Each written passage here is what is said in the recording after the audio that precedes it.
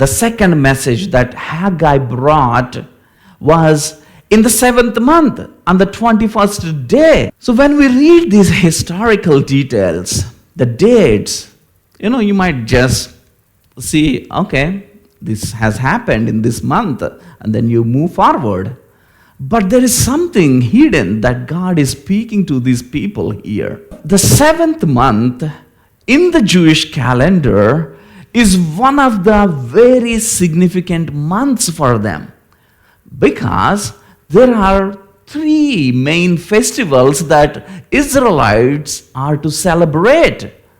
If you look at Leviticus chapter 23, you would see all these 3 festivals. In the 7th month, the Feast of Trumpets was celebrated, and people cannot work on that day. It has to be like a Sabbath. And then there was a Day of Atonement, where the high priest goes into the Holy of Holies and makes atonement for the whole community of Israel. And there should be no work. And then the third one, the Feast of Tabernacles, was celebrated 8 days long. For 7 days, they have to stay in the booths, being reminded of how their forefathers, when they left Egypt, stayed in the booths, in the wilderness. So God tells Israelites that they have to observe this, the Feast of Tabernacles, the Feast of Booths, so that they would be reminded of how their forefathers were in the wilderness as they were coming out of Egypt. The 7th month is full of festivals. And then this 7th month also coincided with Solomon's dedication of the temple.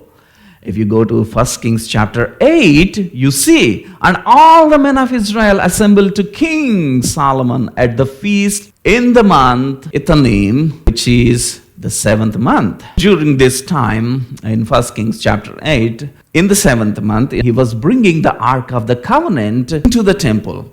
And when the priests put the Ark of the Covenant in its inner sanctuary, the most holy of holies, and then you see verses 10 to 11, and when the priests came out of the holy place, a cloud filled the house of the Lord, so that the priests could not stand to minister because of the cloud, for the glory of the Lord filled the house of the Lord. When was this? In the 7th month.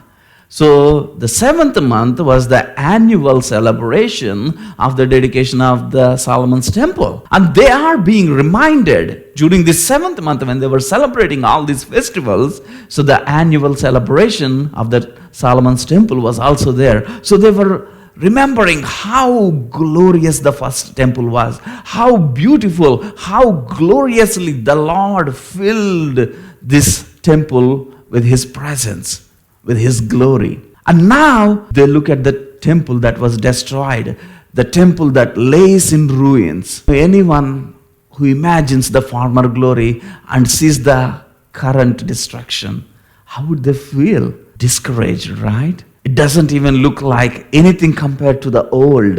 The people were discouraged.